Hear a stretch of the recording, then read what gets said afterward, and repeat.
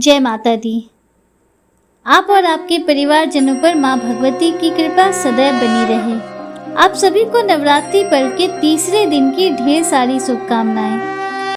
आज श्री दुर्गा सप्तशती में आप रसपान करेंगे अध्याय 4 और अध्याय 5 का।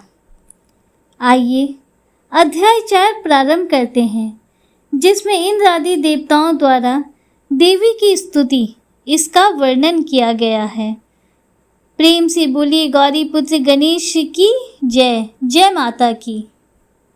ऋषि कहते हैं, अत्यंत पराक्रमी दुरात्मा महिषासुर तथा उसकी दैत्य सेना के देवी के हाथ से मारे जाने पर इंद्र आदि देवता प्रणाम के लिए गर्दन तथा कंधे झुकाकर उन भगवती दुर्गा का उत्तम वचनों द्वारा स्तवन करने लगे। उस समय उनके सुंदर अंगों में अत्यंत हर्ष के कारण रोमांच हो आया था। देवता बोले, संपूर्ण देवताओं की शक्ति का समुदाय ही जिनका स्वरूप है तथा जिन देवी ने अपनी शक्ति से संपूर्ण जगत को व्याप्त कर रखा है, समस्त देवताओं और महर्षियों की पूजनीय उन जगदम्बा को हम भक्तिपूर्वक नमस्कार करते हैं। वे हम लोगों का कल्याण करें। जिनके अनुपम प्रभाव और बल का वर्णन करने में भगवान शेषनाग, ब्रह्मा जी तथा महादेव जी भी समर्थ नहीं हैं, वे भगवती चंडिका संपूर्ण जगत का पालन एवं अशुभ भय का नाश करने का विचार करें। जो पुण्यात्माओं के घरों में स्वयं ही लक्ष्मी रूप से, पापियों के यहाँ दरिद्रता रूप से, शुद्ध अंतःकरण वाले पुरुषों के हृदय में बुद्धि रूप से, सत्पुरुषों में श्रद्धा रूप से तथा कुलीन मनुष्य में लज्जा रूप से निवास करती है, उन आप भगवती दुर्गा को हम नमस्कार करते हैं। देवी, आप संपूर्ण विश्व का पालन कीजिए।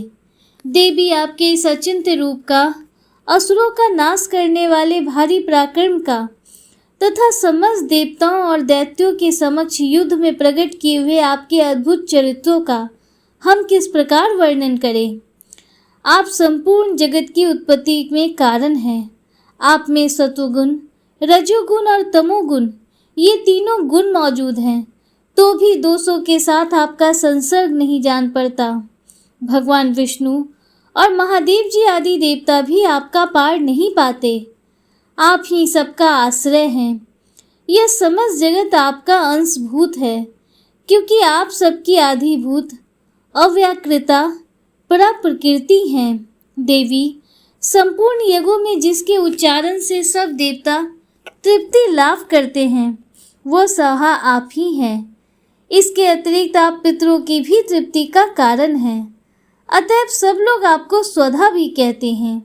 देवी, जो मोक्ष की प्राप्ति का साधन है, अचिंतनीय महाव्रत स्वरूपा हैं, समस्त दोषों से रहित, जितेंद्रिय, तत्व को ही सार वस्तु मानने वाले तथा मोक्ष की अभिलाषा रखने वाले मुनिजन जिनका अभ्यास करते हैं, वह भगवती परा विद्या आप ही हैं। आप शब्द स्वरूपा हैं। अत्यंत निर्मल ऋग्वेद, यजुर्वेद तथा उद्गीत के मनोहर पदों के पाठ से युक्त सामवेद का भी आधार आप ही हैं। आप देवी त्रयी और भगवती 6 ऐश्वर्यों से युक्त हैं। इस विश्व की उत्पत्ति एवं पालन के लिए आप ही वार्ता के रूप में प्रकट हुई हैं। आप संपूर्ण जगत की घोर पीड़ा का नाश करने वाली हैं। देवी, जिससे समस्त शास्त्रों का सार का ज्ञान होता है, वह मेधा शक्ति आप ही हैं। दुर्गम भव सागर से पार उतारने वाली नौका रूप दुर्गा देवी भी आप ही हैं। आपकी कहीं भी आसक्ति नहीं है। कैटव के शत्रु भगवान विष्णु के वक्ष स्थल में एकमात्र निवास करने वाली भगवती लक्ष्मी तथा भगवान चंद्रशेखर द्वारा सम्मानित गौरी देवी भी आप ही हैं। आपका मुख मंद मुस्कान से सुशोभित, निर्मल पूर्ण, चंद्रमा के बिंब का अनुकरण करने वाला और उत्तम सुवर्ण की मनोहर कांति से कमनीय है। तो भी उसे देखकर महिषासुर को क्रोध हुआ और सहसा उसने उस पर प्रहार कर दिया। यह बड़े आश्चर्य की बात है। देवी, वही मुख जब क्रोध से युक्त होने पर उदय काल के चंद्रमा की भांति लाल और तनी हुई भौं के कारण विकराल हो उठा, तब उसे देखकर जो महिषासुर के प्राण तुरंत नहीं निकल गए, यह उससे भी बढ़कर आश्चर्य की बात है, क्योंकि क्रोध में भरे हुए यमराज को देखकर भला कौन जीवित रह सकता है। देवी, आप प्रसन्न हो। परमात्मा स्वरूपा, आपके प्रसन्न होने पर जगत का अभ्युदय होता है और क्रोध में भर जाने पर आप तत्काल ही कितने कुलों का सर्वनाश कर डालती हैं। यह बात अभी अनुभव में आई है, क्योंकि महिषासुर की विशाल सेना क्षण भर में आपके कोप से नष्ट हो गई है। सदा अभ्युदय प्रदान करने वाली, आप जिन पर प्रसन्न रहती हैं वे ही देश में सम्मानित हैं। उन्हीं को धन और यश की प्राप्ति होती है। उन्हीं का धर्म कभी शिथिल नहीं होता तथा वे ही अपने हष्ट पुष्ट स्त्री पुत्र और भृत्यों के साथ धन्य माने जाते हैं। देवी, आपकी ही कृपा से पुण्यात्मा पुरुष प्रतिदिन अत्यंत श्रद्धा पूर्वक सदा सब प्रकार के धर्मानुकूल कर्म करता है और उसके प्रभाव से स्वर्गलोक में जाता है। इसलिए आप तीनों लोकों में निश्चय ही मनोवांछित फल देने वाली हैं। माँ दुर्गे, आप स्मरण करने पर सब प्राणियों का भय हर लेती हैं और स्वस्थ पुरुषों द्वारा चिंतन करने पर उन्हें परम कल्याणमयी बुद्धि प्रदान करती रहती हैं। दुख, दरिद्रता और भय हरने वाली देवी, आपके सिवा दूसरी कौन है जिसका चित्त सबका उपकार करने के लिए सदा ही दयाद्र रहता हो। देवी, इन राक्षसों के मारने से संसार को सुख मिले तथा ये राक्षस चिरकाल तक नरक में रहने के लिए भले ही पाप करते रहे हों, इस समय संग्राम में मृत्यु को प्राप्त होकर स्वर्गलोक में जाएं, निश्चय ही यही सोचकर आप शत्रुओं का वध करती हैं। आप शत्रुओं पर शस्त्रों का प्रहार क्यों करती हैं? समस्त असुरों को दृष्टिपात मात्र से ही भस्म क्यों नहीं कर देती? इसमें भी एक रहस्य है। ये शत्रु भी हमारे शस्त्रों से पवित्र होकर उत्तम लोक में जाएं, इस प्रकार उनके प्रति भी आपका विचार अत्यंत उत्तम रहता है। खड्ग के तेज पुंज की भयंकर दीप्ति से तथा आपके त्रिशूल के अग्रभाग की घनीभूत प्रभा से चौंधिया कर जो असुरों की आंखें फूट नहीं गई, उसमें कारण यही था कि वे मनोहर रश्मियों से युक्त चंद्रमा के समान आनंद प्रदान करने वाले आपके इस सुंदर मुख का दर्शन करते थे। देवी, आपका शील दुराचारियों के बुरे बर्ताव को दूर करने वाला है। साथ ही यह रूप ऐसा है जो कभी चिंतन में भी नहीं आ सकता और जिसकी कभी दूसरों से तुलना भी नहीं हो सकती, तथा आपका बल और पराक्रम तो उन दैत्यों का भी नाश करने वाला है जो कभी देवताओं के पराक्रम को भी नष्ट कर चुके थे। इस प्रकार आपने शत्रुओं पर भी अपनी दया ही प्रकट की है। वरदायिनी देवी, आपके इस पराक्रम की किसके साथ तुलना हो सकती है?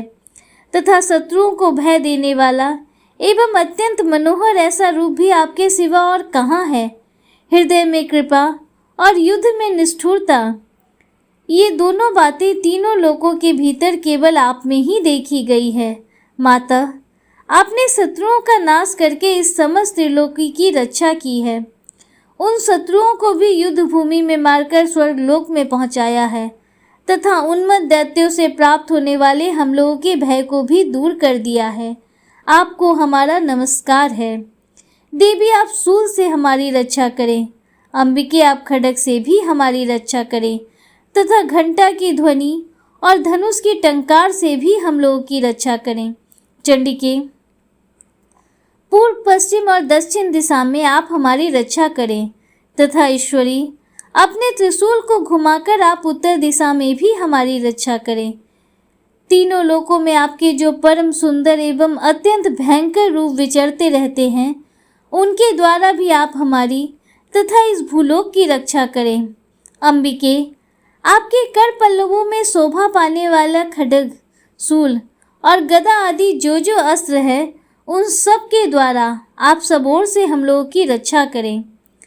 ऋषि कहते हैं, इस प्रकार जब देवताओं ने जगन माता दुर्गा की स्तुति की और नंदन वन के दिव्य पुष्पों एवं गंध चंदन आदि के द्वारा उनका पूजन किया, फिर सबने मिलकर जब भक्ति पूर्वक दिव्य धूपों की सुगंध निवेदन की, तब देवी ने प्रसन्न वदन होकर प्रणाम करते हुए सब देवताओं से कहा। देवी बोली, देवताओं, तुम सब लोग मुझसे जिस वस्तु की अभिलाषा रखते हो उसे मांगो। देवता बोले, भगवती, हमारी सब इच्छा पूर्ण कर दी है आपने, अब कुछ भी बाकी नहीं है, क्योंकि हमारा यह शत्रु महिषासुर मारा गया।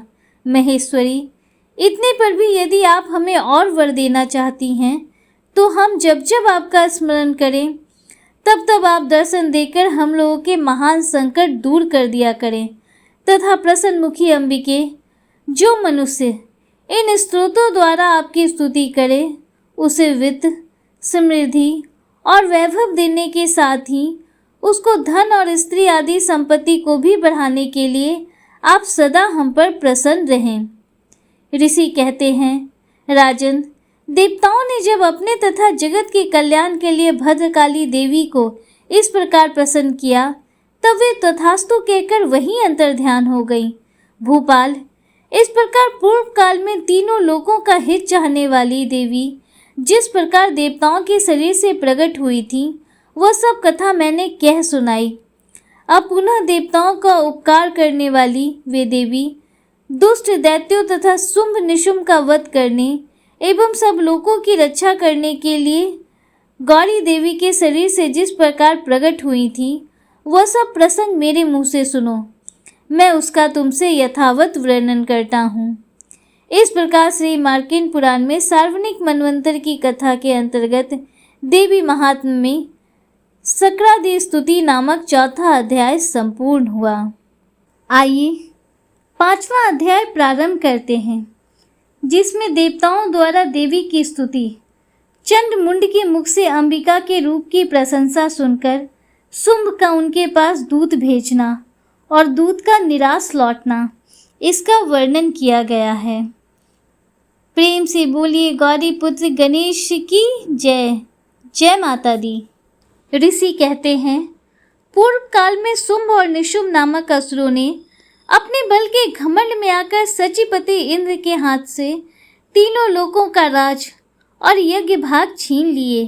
वे ही दोनों सूर्य, चंद्रमा, कुबेर, यम और वरुण के अधिकार का भी उपयोग करने लगे। वायु और अग्नि का कार्य भी वही करने लगे। उन दोनों ने सब देवताओं को अपमानित, राज्य भ्रष्ट, पराजित तथा अधिकारहीन करके स्वर्ग से निकाल दिया। उन दोनों महान असुरों से तिरस्कृत देवताओं ने अपराजिता देवी का स्मरण किया और सोचा, जगदम्बा ने हम लोगों को वर दिया था कि आपत्ति काल में स्मरण करने पर मैं तुम्हारी सब आपत्तियों का तत्काल नाश कर दूंगी। यह विचार कर देवता गिरिराज हिमालय पर गए और वहां भगवती विष्णु माया की स्तुति करने लगे। देवता बोले, देवी को नमस्कार है, महादेवी शिवा को सर्वदा नमस्कार है, प्रकृति एवं भद्रा को प्रणाम है। हम लोग नियम पूर्वक जगदम्बा को नमस्कार करते हैं। रौद्रा को नमस्कार है, नित्या, गौरी एवं धात्री को बारंबार नमस्कार है। ज्योत्स्नामयी, चंद्ररूपनी एवं सुख स्वरूपा देवी को सतत प्रणाम है। शरणागतों का कल्याण करने वाली वृद्धि एवं सिद्धि रूपा देवी को हम बारंबार नमस्कार करते हैं। राजाओं की लक्ष्मी तथा शर्वाणी स्वरूपा जगदम्बा को बार बार नमस्कार है। दुर्गा, दुर्गपारा, सारा, सर्वकारिणी, ख्याति, कृष्णा और धूम्रा देवी को सर्वदा नमस्कार है। अत्यंत सौम्य तथा अत्यंत रौद्र रूपा देवी को हम नमस्कार करते हैं। उन्हें हमारा बारंबार प्रणाम है। जगत की आधारभूता कृति देवी को बारंबार नमस्कार है। जो देवी सब प्राणियों में विष्णु माया के नाम से कही जाती हैं, उनको नमस्कार, उनको नमस्कार, उनको बारंबार नमस्कार है। जो देवी सब प्राणियों में चेतना कहलाती हैं, उनको नमस्कार, उनको नमस्कार, उनको बारंबार नमस्कार है। जो देवी सब प्राणियों में बुद्धि रूप से स्थित हैं, उनको नमस्कार, उनको नमस्कार, उनको बारंबार नमस्कार है। जो देवी सब प्राणियों में निद्रा रूप से स्थित हैं, उनको नमस्कार, उनको नमस्कार, उनको बारंबार नमस्कार है। जो देवी सब प्राणियों में क्षुधा रूप से स्थित हैं, उनको नमस्कार, उनको नमस्कार, उनको बारंबार नमस्कार है। जो देवी सब प्राणियों में छाया रूप से स्थित हैं, उनको नमस्कार, उनको नमस्कार, उनको बारंबार नमस्कार है। जो देवी सब प्राणियों में शक्ति रूप से स्थित हैं, उनको नमस्कार, उनको नमस्कार, उनको बारंबार नमस्कार है। जो देवी सब प्राणियों में तृष्णा रूप से स्थित हैं, उनको नमस्कार, उनको नमस्कार, उनको बारंबार नमस्कार है। जो देवी सब प्राणियों में शांति रूप में स्थित हैं, उनको नमस्कार, उनको नमस्कार, उनको बारंबार नमस्कार है। जो देवी सब प्राणियों में जाति रूप से स्थित हैं, उनको नमस्कार, उनको नमस्कार, उनको बारंबार नमस्कार है। जो देवी सब प्राणियों में लज्जा रूप से स्थित हैं, उनको नमस्कार, उनको नमस्कार, उनको बारंबार नमस्कार है। जो देवी सब प्राणियों में शांति रूप से स्थित हैं, उनको नमस्कार, उनको नमस्कार, उनको बारंबार नमस्कार है। जो देवी सब प्राणियों में श्रद्धा रूप से स्थित हैं, उनको नमस्कार, उनको नमस्कार, उनको बारंबार नमस्कार है। जो देवी सब प्राणियों में कांति रूप से स्थित हैं, उनको नमस्कार, उनको नमस्कार, उनको बारंबार नमस्कार है। जो देवी सब प्राणियों में लक्ष्मी रूप से स्थित हैं, उनको नमस्कार, उनको नमस्कार, उनको बारंबार नमस्कार है। जो देवी सब प्राणियों में वृत्ति रूप से स्थित हैं, उनको नमस्कार, उनको नमस्कार, उनको बारंबार नमस्कार है। जो देवी सब प्राणियों में स्मृति रूप से स्थित हैं, उनको नमस्कार, उनको नमस्कार, उनको बारंबार नमस्कार है। जो देवी सब प्राणियों में दया रूप से स्थित हैं, उनको नमस्कार, उनको नमस्कार, उनको बारंबार नमस्कार है। जो देवी सब प्राणियों में दृष्टि रूप से स्थित हैं, उनको नमस्कार, उनको नमस्कार, उनको बारंबार नमस्कार है। जो देवी सब प्राणियों में माता रूप से स्थित हैं, उनको नमस्कार, उनको नमस्कार, उनको बारंबार नमस्कार है। जो देवी सब प्राणियों में भ्रांति रूप से स्थित हैं, उनको नमस्कार, उनको नमस्कार, उनको बारंबार नमस्कार है। जो जीवों की इंद्रिय वर्ग की अधिष्ठात्री देवी एवं सब प्राणियों में सदा व्याप्त रहने वाली हैं, उन व्याप्ति देवी को मैं बारंबार नमस्कार करता हूँ। जो देवी चैतन्य रूप में इस संपूर्ण जगत को व्याप्त करके स्थित हैं, उनको नमस्कार, उनको नमस्कार, उनको बारंबार नमस्कार है। पूर्व काल में अपने अभिष्ट की प्राप्ति होने से देवताओं ने जिनकी स्तुति की तथा देवराज इंद्र ने बहुत दिनों तक जिनका सेवन किया, वह कल्याण की साधनभूता ईश्वरी हमारा कल्याण और मंगल करें तथा सारी आपत्तियों का नाश कर डालें।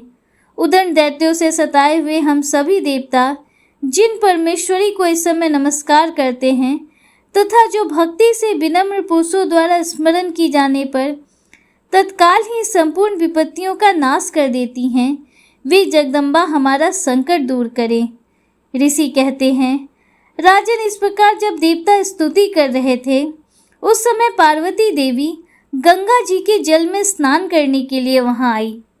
उन सुंदर भाव वाली भगवती ने देवताओं से पूछा, आप लोग यहाँ किसकी स्तुति करते हैं? तब उन्हीं के शरीर कोश से प्रकट हुई शिवा देवी बोली, शुंभ दैत्य से तिरस्कृत और युद्ध में निशुंभ से पराजित हो यहाँ एकत्रित हुए ये समस्त देवता यह मेरी ही स्तुति कर रहे हैं। पार्वती जी के शरीर कोश से अंबिका का प्रादुर्भाव हुआ था, इसलिए वे समस्त लोकों में कौशिकी कही जाती हैं।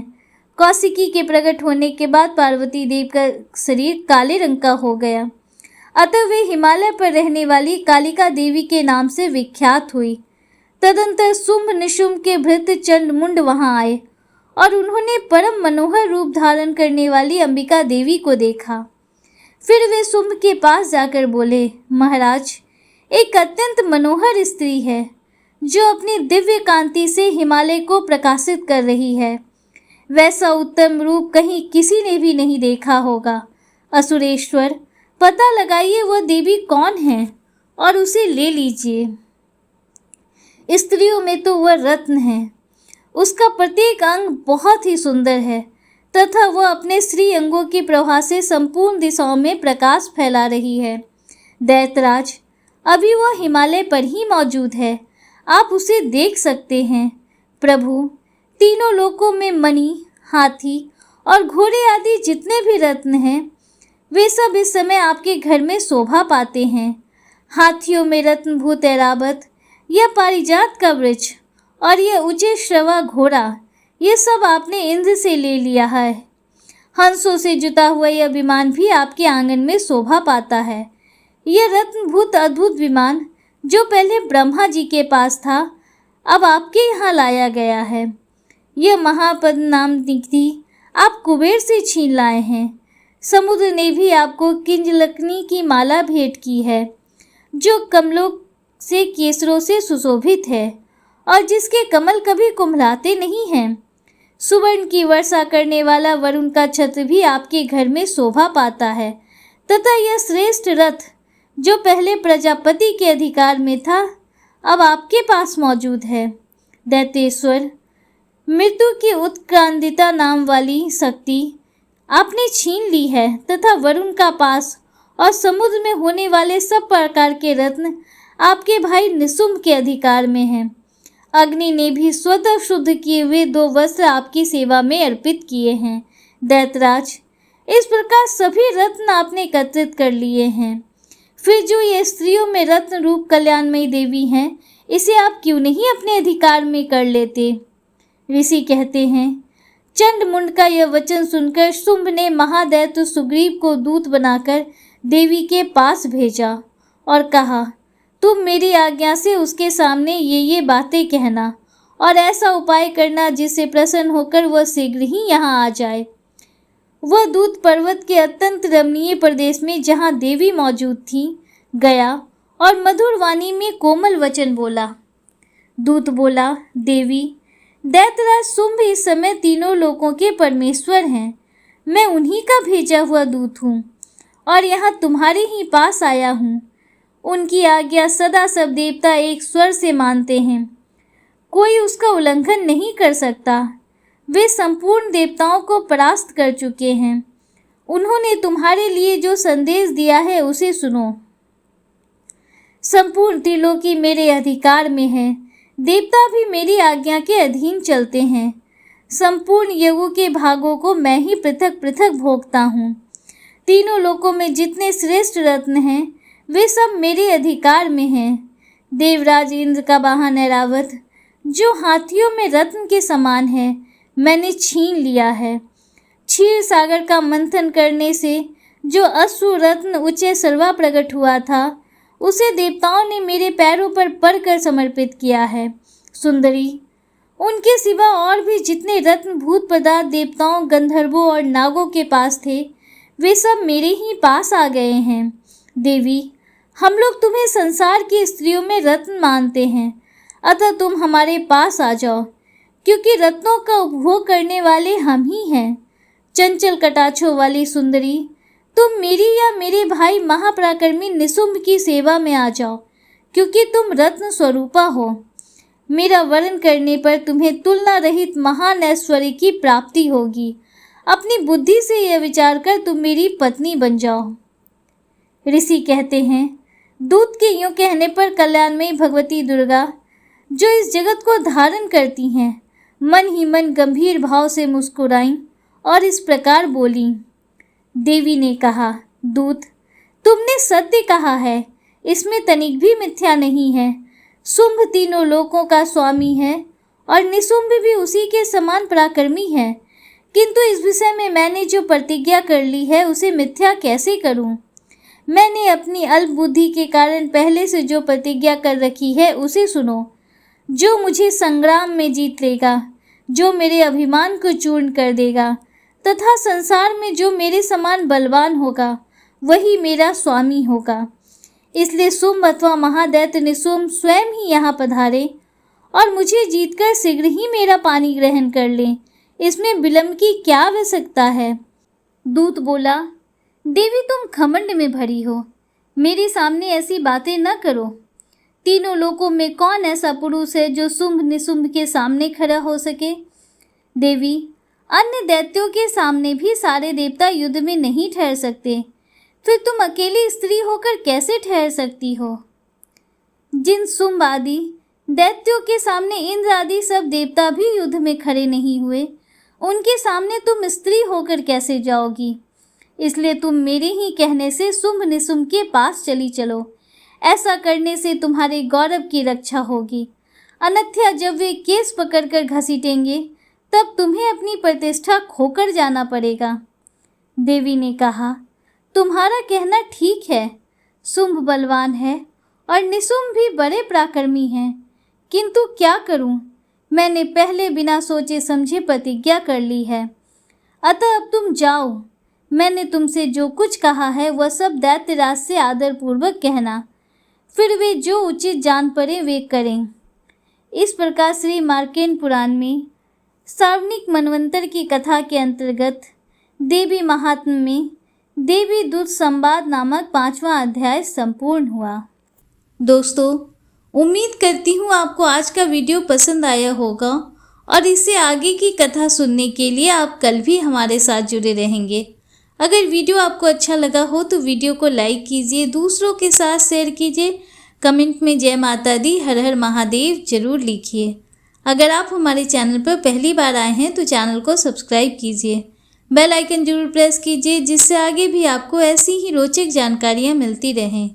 मिलते हैं आपसे अगले वीडियो में, तब तक के लिए हर हर महादेव, जय श्री राधे कृष्णा, राधे राधे, जय माता दी।